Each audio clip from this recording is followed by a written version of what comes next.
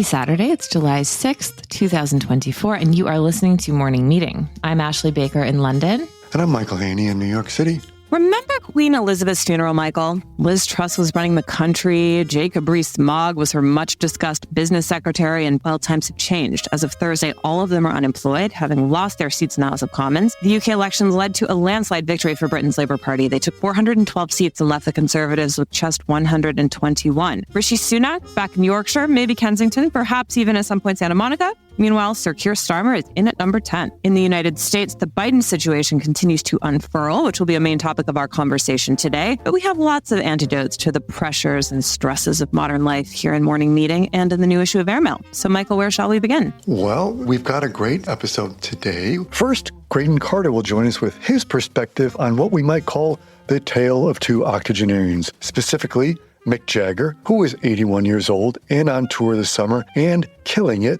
and Joe Biden, who is also 81 years old, seemingly after this week killing his chances to be on the ballot this fall. Graydon will join us to tell us why it's time for Joe to do the right thing and go. Then, if you find yourself on this long holiday weekend longing to be like the super wealthy, floating on a mega yacht somewhere in the Mediterranean, our colleague Jonathan Margolis will join us from London, and he has some bad news for you. The market for a new yacht is booming, which means long wait lists for you. He'll tell us why. Then, if you don't have the money for a yacht, maybe you have money to buy some Beatles memorabilia. It's possible. Mike LaFavore will tell us why, years after the boys from Liverpool called it quits, the frenzy for all things Fab continues, and how this new Beatlemania generates millions every year through auctions and private sales. And finally, we've got a gripping cold case murder for you. In 1973, Cynthia Boran, a notorious Hollywood hanger-on who had affairs with everyone from Cary Grant to Frank Sinatra, was found murdered. More than 50 years later, her death is still unsolved, and Hadley Mears will tell us why. So Ashley, where would you like to begin today? Okay, Michael, there's only one place we can start, and that is with the Joe Biden situation. I mean, it sounds hyperbolic, but it really has been the thing on everyone's mind for the past 4 or 5 days, ever since he really got off that debate stage. Graydon Carter, the co-editor of Airmail, is here to explain what he makes of all of this, and we are thrilled to have him. Welcome, Graydon. Good morning, Ashley and Michael. Now, Graydon, we should preface this conversation by saying that we are recording it on July 4th, and many things could change between now and Saturday, but we're here to talk about the Joe Biden situation. And I want to first start by going back into the Graydon sphere. When you were watching the debate, did you watch it in real time on Thursday night, or did you watch the highlights the next morning? No, I had a feeling it was going to be a train wreck, and I wanted to get a good night's sleep because my kids were coming up. And so I thought I'll watch it in the morning when I've had coffee and I'm prepared for it. And I watched it in the morning and read the recaps, and I was horrified like everybody else. But I got a good night's sleep. Yeah, unlike the rest of us. Was it worse than you imagined? I mean, what was going through your mind when he was having some of those more visible fumbles? The thing is, I didn't blame him. I mean, he's a great president. I think he's handled himself amazingly given the bundle of problems he was handed when he came into office. The people around him should have said, this is the time to step away. You should have one good administration and there'd be a wise man for the next one if you have a Democratic president. And I think they've been deceiving themselves that he maybe has good nights and bad nights, but you can't have a president who has good nights and bad nights. You want a president who has only good nights. And I thought that his handlers, the stagecraft around Joe Biden I think it's really wanting. The fact is he walks with very small steps. They should not have him walking. He's not good at walking. They should have him sitting the way they did with FDR during his administrations. And furthermore, the fact that somebody allowed a sandbag to be right by his feet that he could trip over at the U.S. Air Force Academy.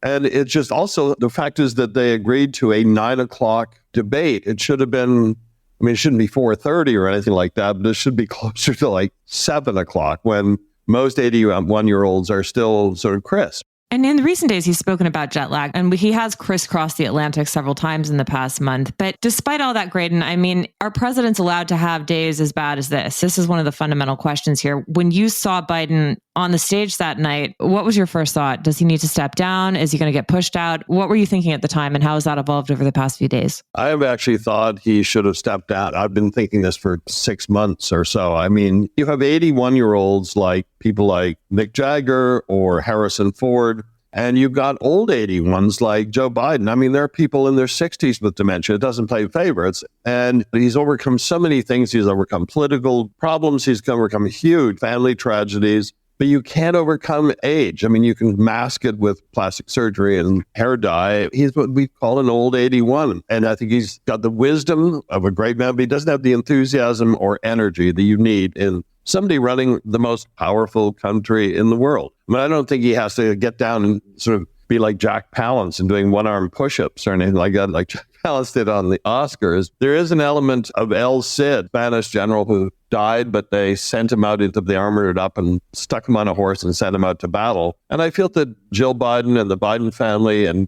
Biden's handlers are doing a version of that to him, that he should be Delaware and is relaxed and be a sounding board for a new generation of Democrats. I couldn't help but wonder, is there someone, real patriot, in Biden's inner circle who maybe wanted to get him out on the stage so the American public could see exactly what was going on before it was too late? I mean, is that a conspiracy theory? Because I just can't really understand why, knowing what we know now, they would even put him out there in the first place so early in the election cycle. Well, I mean, he's never done this badly, I think, in public. And I think that probably thought he would do better than he did. I think this surprised everybody. It probably thrilled Donald Trump and his fans. There was something about that night that just made me very sad. This country can do better than Donald Trump and Joe Biden, not just because of their age, but in one case because of the person they are. So on that note, do we dare to predict the future? There's a lot of hand-wringing among journalists that they hadn't written about this earlier, but it's very difficult to write about somebody's faltering mind because of their age. That's a really delicate subject to broach, both personally at home and professionally.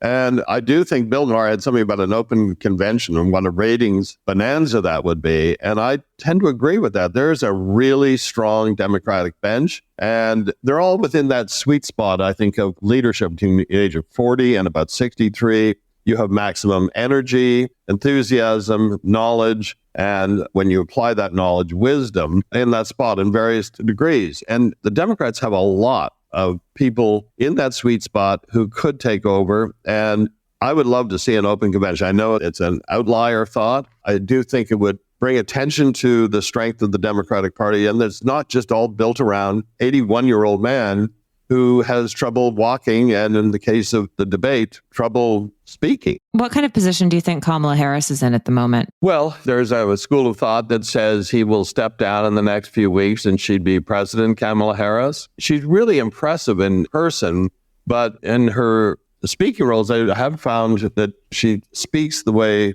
Armando Iannucci would have written a speech for her, that they're becoming very Veepish about her. And I just think that if she finds the person she really is, that really gifted attorney and prosecutor, she could be very effective, but she got to be herself rather than what she thinks the vice president should be. Graydon, I'm not asking you to endorse anyone, of course, but political people, we all love the drama of an open convention and to see maybe for the first time the Democrats work it out in public. Are there a few people who you would place in the top 3 slots who you think could do well at an open convention? Well, you sort of want somebody who will be able to defeat Trump in a schoolyard yelling contest, which is what Trump brings it down to. Gavin Newsom, Gretchen Whitmer, there's a lot of talent out there. I'm not a political strategist or anything like that, but I do think that this election will affect so many other areas, the war in Ukraine, NATO, the war in the Middle East, or at least our own country. I just think that the Democrats will be fighting with one hand tied behind their back if they don't make a dramatic change. I think he has to step down and realize he had a great 4-year run, or 3.5 as it is right now, and become an elder statesman to whoever the Democrats choose.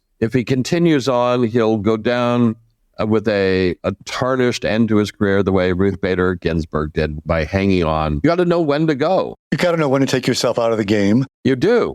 I mean, politicians are performers and they love the attention. And all of a sudden, like when the role is sort of not what it is anymore, you can't play the role anymore. Maybe you've got to step out. Former presidents still get speaking engagements. They send a plane for them, semi-motorcade. Former presidents do pretty well on the perks. And you get to sleep in at night when there's a crisis. At a certain point, sleep is just one of the great luxuries on earth. When I read magazines about what young hipsters are doing, they all say they go to bed at 9 o'clock, 10 o'clock at night, which is completely different from when I was growing up, when young people stayed out till 1 o'clock. But sleep is sort of the golden ticket of life right now. And if you're the president of the United States, I think you get a lot of bad sleep. Graydon, thank you so much. Wonderful to see you guys. And let's hope we get through all of this. Fingers crossed. Fingers crossed. Thank you, Graydon. Have a great week. A pleasure.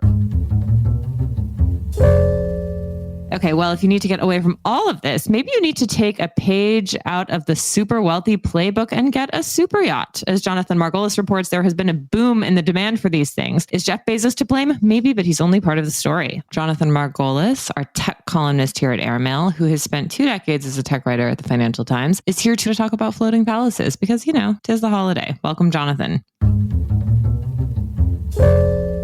Good morning. So, Jonathan, in the wake of all the sanctions against Russians, the oligarchs, it seems that the super yacht has fallen out of favor, but your column shows that we were in fact wrong about that. It seems that although Russians were taking up something like 12% of the market for super yachts, that it's made very little difference. And I'm not trying to frame this as a sad human interest story. It's very much a first world problem, but there is a shortage of super yachts. And whoever you are, whatever you are, you still have to wait 4-5 years to get a super yacht built. I discovered this on this trip to a super yacht shipyard in Holland, where they were saying that's the reason they called me over, thought I might be interested. Their orders are at an all-time high. And as they said, these are not the kind of people that like to wait around or are famous for their patience. So if you get into the super yacht category of person, they're increasingly younger people these days, particularly Silicon Valley people. What you might do is buy what you're not allowed to call a second-hand boat first. It's called a brokerage boat. You also must call it a boat, not a ship, however big it is. You buy a second-hand one first and you see if you like it. And then you commission your new one and you decide what kind of weird things you want on it. And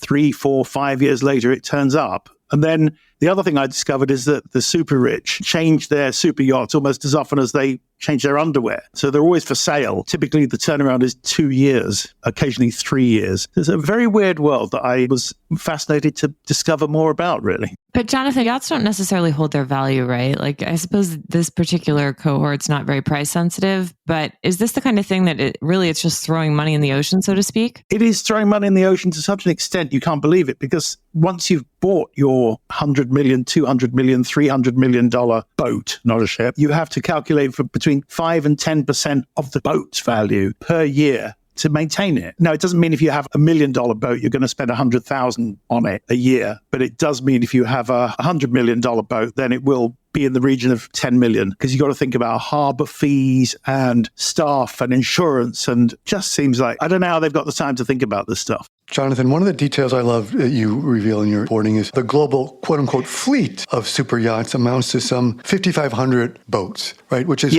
basically, if all the super rich got together, they'd have their own private navy and could maybe seize Mykonos or something if they wanted to. Seize Monaco, Mallorca or somewhere. It's just fascinating that there's 50, and it just keeps sort of going from there. And you said 30% of that ownership are yachts that are registered or based in the U.S., correct? Yeah, this was the other surprise, because say the Russians have dropped out. See, the Middle East people, a few of the Saudi, UAE princes and princelets or whatever, they have them. The Chinese haven't got into it at all. There are some I've seen kind of parked in Hong Kong harbor and off the islands, but they're not keen on the idea of it's just impractical. It doesn't appeal to them, to the Chinese people yet. Maybe they'll pick up. So I was saying, who is buying all these super yachts? And to my surprise, it's Americans in America, because you really need to be thinking East Coast, because if you're on the Pacific coast, there's nowhere really to go. It's too far to go to Hawaii, or you don't want to go to Australia in what is, in Pacific terms, a very small boat. So you can poodle around, particularly Florida. The east coast of Florida is the main center for super yachts, and New England and so on that exist up there. But Florida is the hotspot. And there you can patrol the Caribbean during the winter months, and then you can go across to the Mediterranean without too much stress.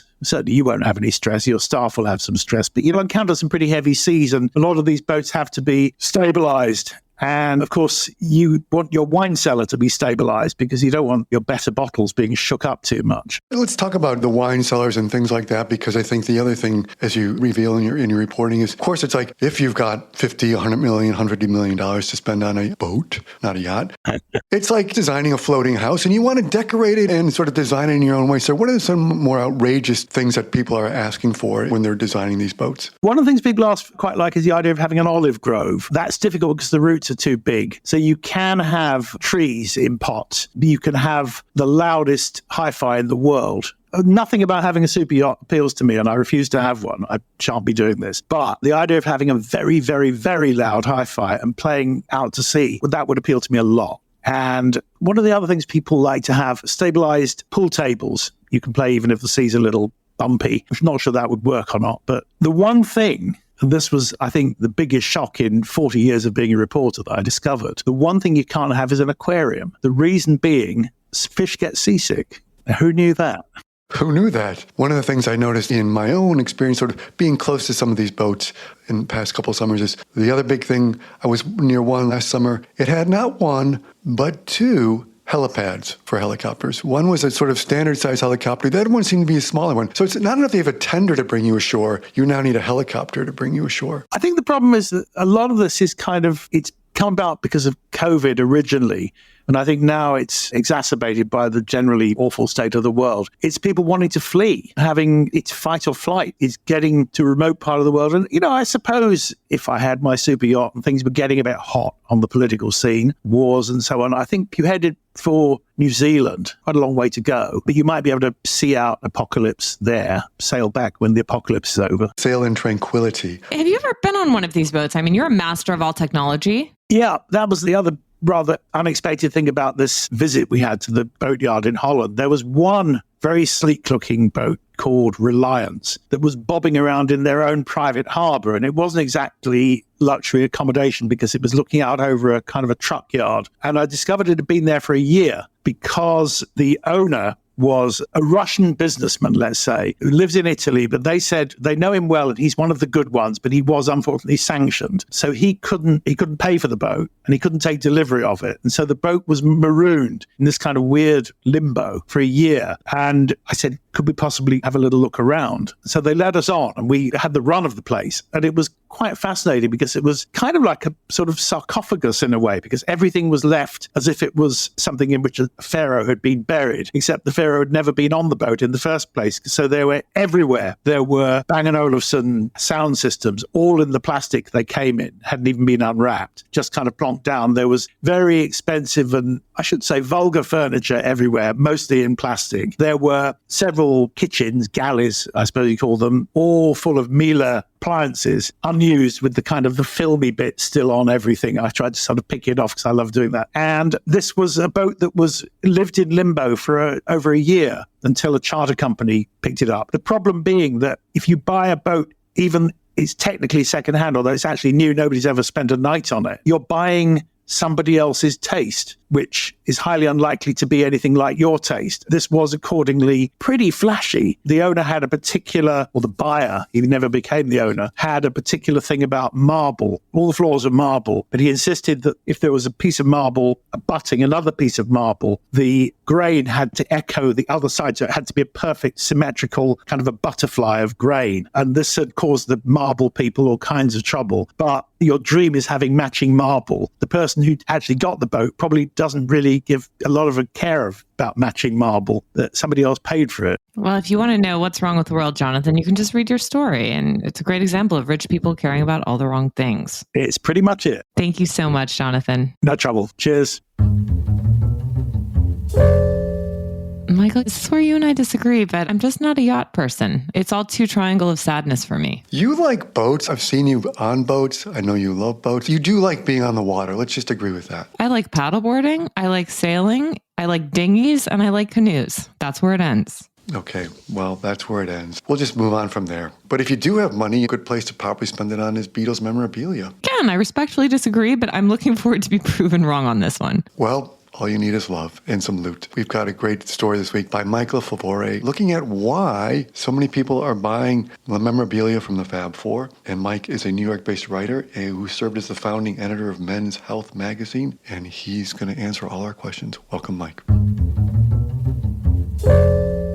Thank you. So, Mike, I thought all you needed was love, but apparently I'm wrong. I also need Beatles memorabilia. What is going on? Why is the craze for the stuff owned by the Fab Four more heightened than ever? It's a good question. I think the Peter Jackson Get Back documentary sort of rekindled interest. It's never really waned. I mean, all these years later, the Beatles were only around together really for 7 years. And there's just sort of forever been this longing among people who maybe saw them on the Ed Sullivan Show when they were 12 years old. And of course, because there's only two of them left, and John Lennon in particular, memorabilia that is especially on is Gibson just sold, I think a few weeks ago, for $2.5 million or $2.8 million, something like that. But it's interesting, and it remains to be seen whether these really are investments. I mean, Kurt Cobain's sweater that he wore looked like it came from the bottom of the thrift store bin for the Unplugged MTV special, sold for $300,000 not long ago. So millennials and Gen Z don't seem to be as particularly taken by Beatles memorabilia. So part of what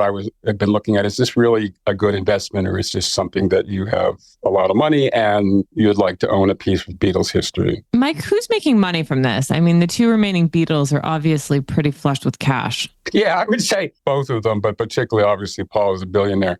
They never benefited a whole lot financially from the things that, like John's guitar, it sold for well over $2 million. He gave it away. He gave away his Rickenbacker guitar to Ringo, who sold it for millions. They never really thought about, they were running so fast during Beatlemania and in the early days, they never really had time to think about the future, and they couldn't have imagined the future in any case. But as you note, then there's the John Lennon lyrics for A Day in the Life, which Mal Evans had, which to your point shows how valuable they are. That went for $1.3 million at auctions. And that's because there's so few of those handwritten lyrics, right? A few of those handwritten lyrics, and they may have been copied later. There were no scratch outs in it. So it's possible that John wrote them over again. Do people still care about Beatles autographs? I think buyer beware if you're not buying a Beatles autographs, and if you're not buying an autograph from an auction house, and they're expensive. You're not going to find an authentic Beatles autograph on eBay for a couple $100. Well, Mike, thank you so much for bringing us into this wild, crazy, and feverish world of Beatles memorabilia. And we're always going to have any excuse we can to talk about the Beatles. Thank you, Mike. Thank you.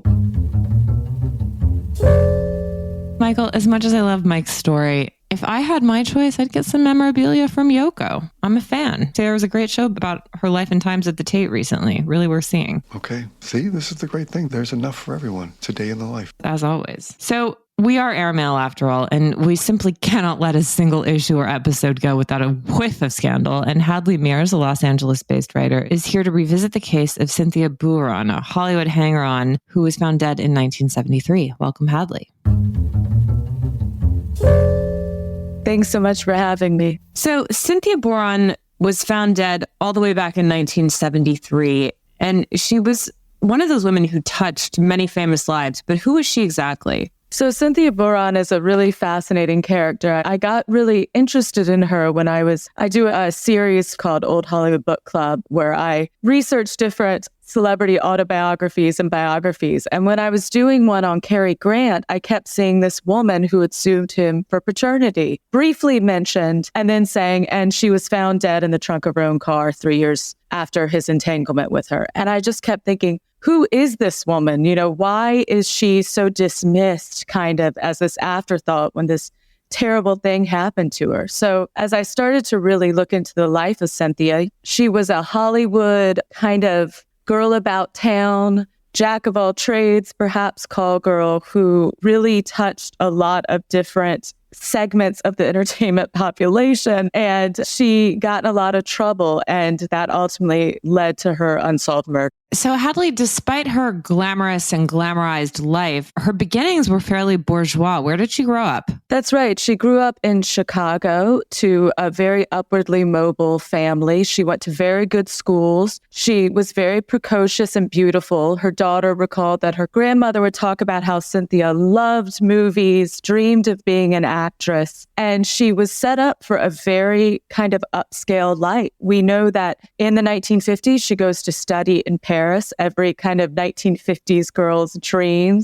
She falls in love with this handsome young student who would become a dentist. And she's living a very bourgeois French life, has a couple of kids. And then it seems like that just wasn't enough. She was clearly someone who craved action, who craved glamour, excitement, sophistication. And so by the early 1960s, she is back in America, kind of on the periphery of various jet-setting crews. And how did she get into this periphery? That's a really good question. I believe she may have been a kind of call girl, or if not a call girl, a girl who is available to party and to have fun with. And she seems to have had relationships, or at least claims she had relationships with a lot of very, very famous men of the 60s. She was supposedly engaged to the actor Maximilian Schnell. She had an affair supposedly with Jerry Lewis. People say she had an affair with Frank Sinatra. She was seen with Omar Sharif. So all of these people were clearly drawn to her. It was said she was very sophisticated and very swan-like and elegant and had a very sensitive, gentle demeanor, which is really interesting when you contrast her kind of more infamous outings. I mean, the actor Garner McKay called her a con woman, said she had stolen from him.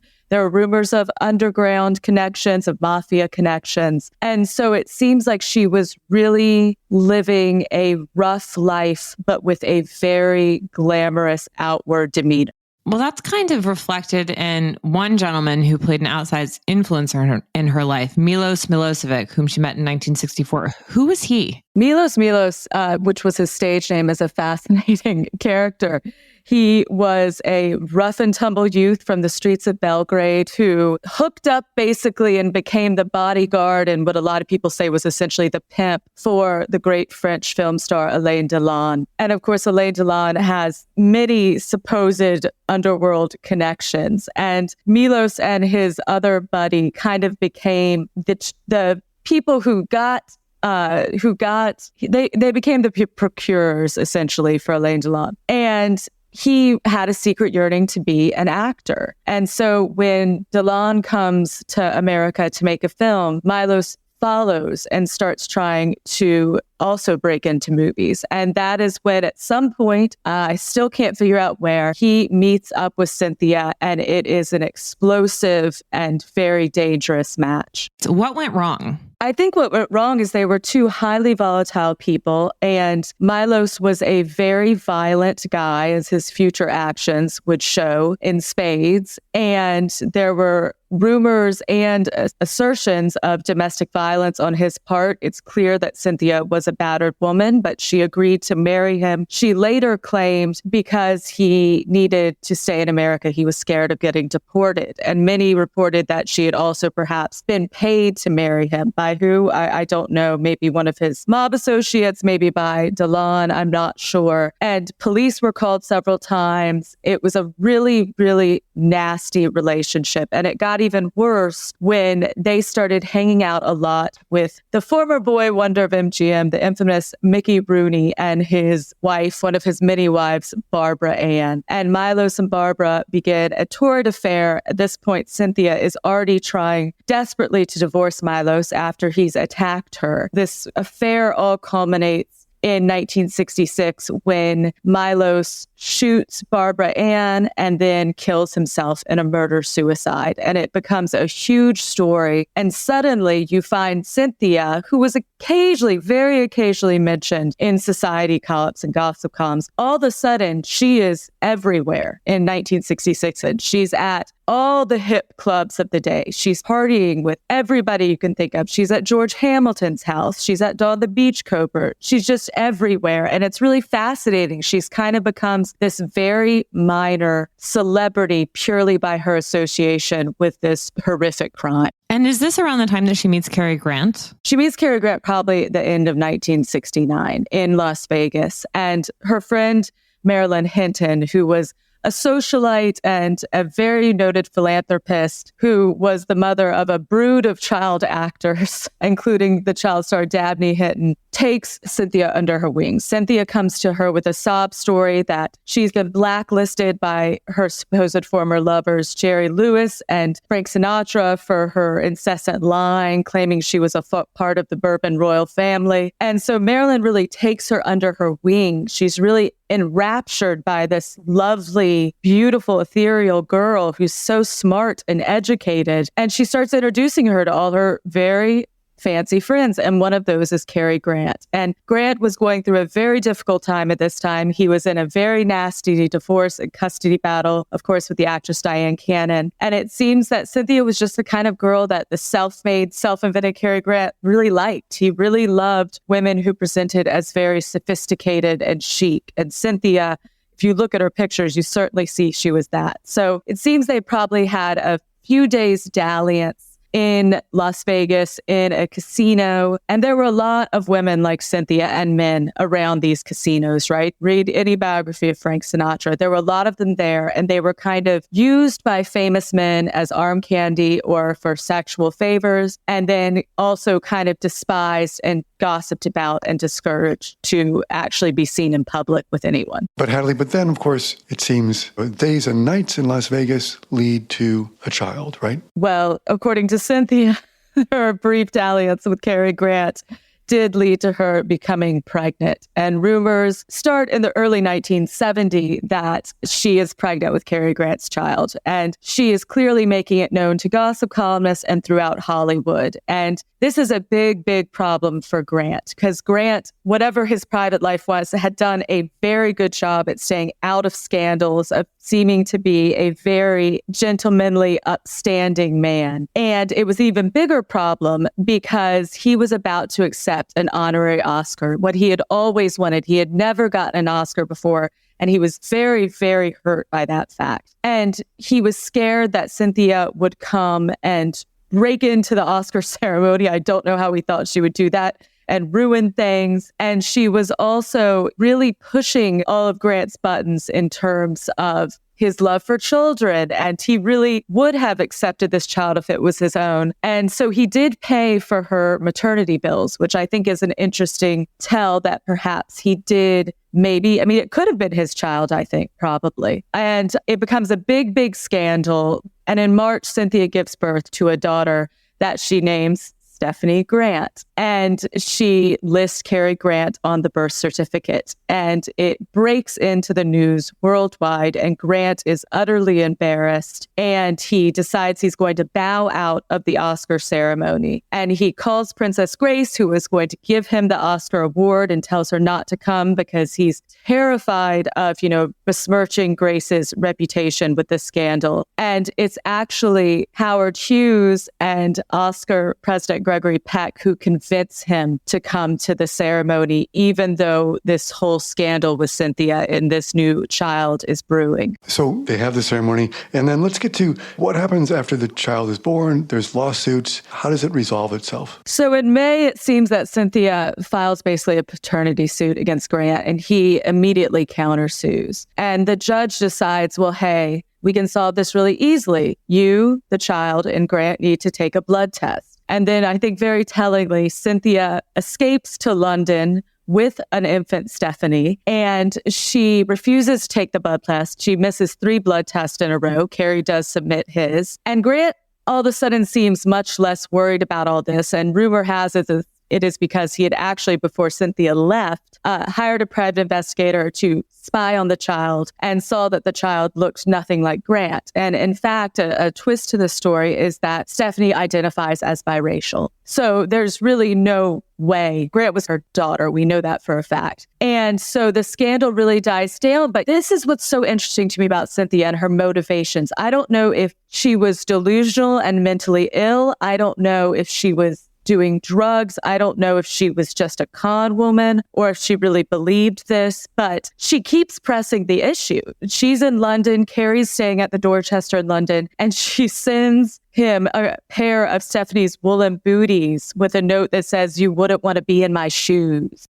And even in 1971, she's saying she's going to restart this paternity case in New York, to file in New York if she can find the money. So she keeps going, which to me points to someone who's either quite mentally ill and desperate or quite a smooth operator. So then, of course, in 1973, as you detail in your reporting, body is found bound, tied in the trunk of her car in Los Angeles, in Studio City. And to this day, the police still have no suspect. So where are we and why is that? I think, honestly, Cynthia probably fell into the category of what folks call the less dead. A lot of her friends told police at the time that she often picked up men at bars and restaurants. And I think that they just didn't really care. I mean, that's the impression that I get, right? I mean, and it's so horrible. She had 3 children. She was found in this horrible way, tied in a style that many people associate with mafia revenge crimes. She's in the trunk of her car for over a week in a Market Basket car park. And it just seems like the only people who really cared were her mother, Ida, who apparently tried to get private investigators to figure out what happened. But what was most disturbing to me about the reaction to Cynthia's death was how flippantly Hollywood handled it. You saw gossip columns writing she was just a hanger-on. This is what happens basically to girls like that who try and be someone they're not. And meanwhile, I just keep thinking of this juxtaposition of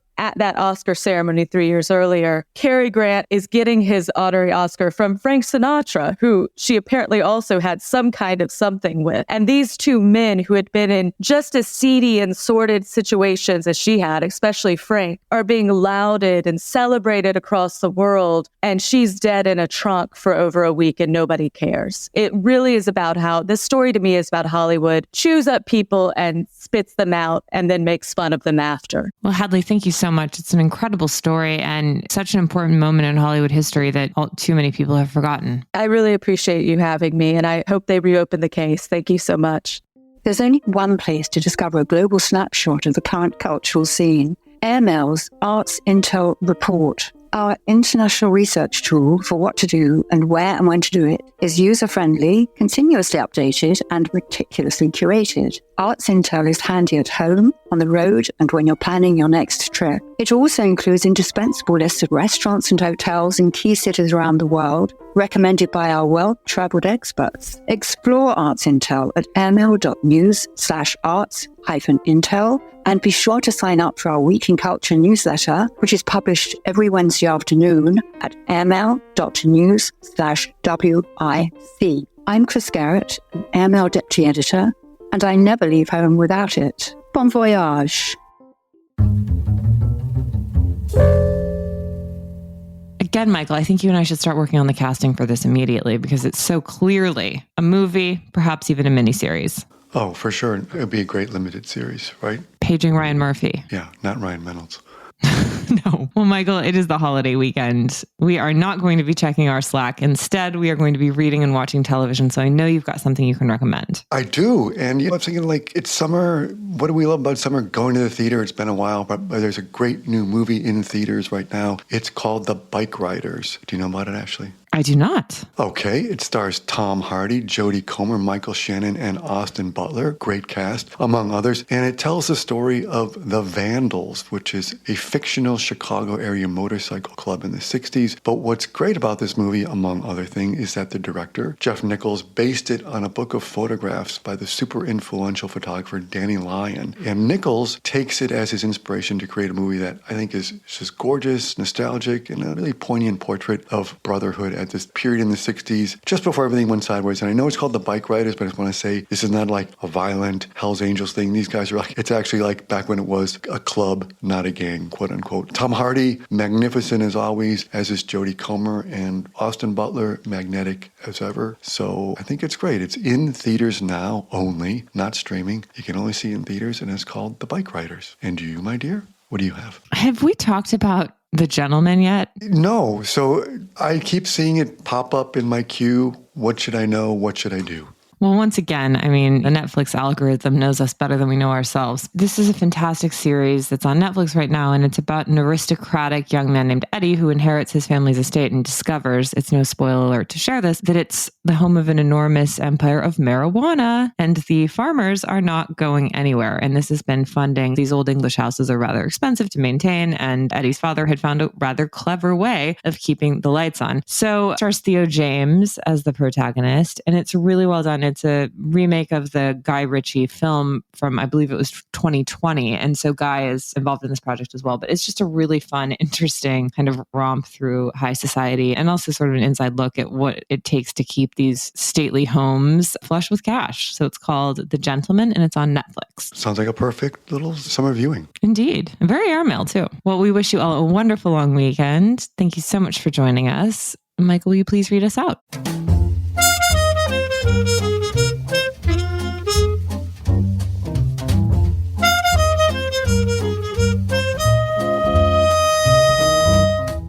Morning Meeting is produced by Airplay Productions and edited by Jesse Cannon. Our co-editors are Graydon Carter and Alexander Stanley. Our chief operating officer is Bill Keenan. And our deputy editors are Ashley Baker, Chris Garrett, Nathan King, Julie Vitale, and Ash Carter. Our CMO is Emily Davis, and our music supervisor is Randall Poster. Our theme music is The Cute Monster by the Buddy Collette Quintet. A new edition of Airmail is published every Saturday, so please subscribe and enjoy all of our stories on airmail.news, which we update every day. You can also find us on Twitter and Instagram at Airmail Weekly. We will be back here next Saturday with another edition of Morning Meeting. But in the meantime, be sure to subscribe at Spotify or Apple Music. But most of all, thank you again for joining us.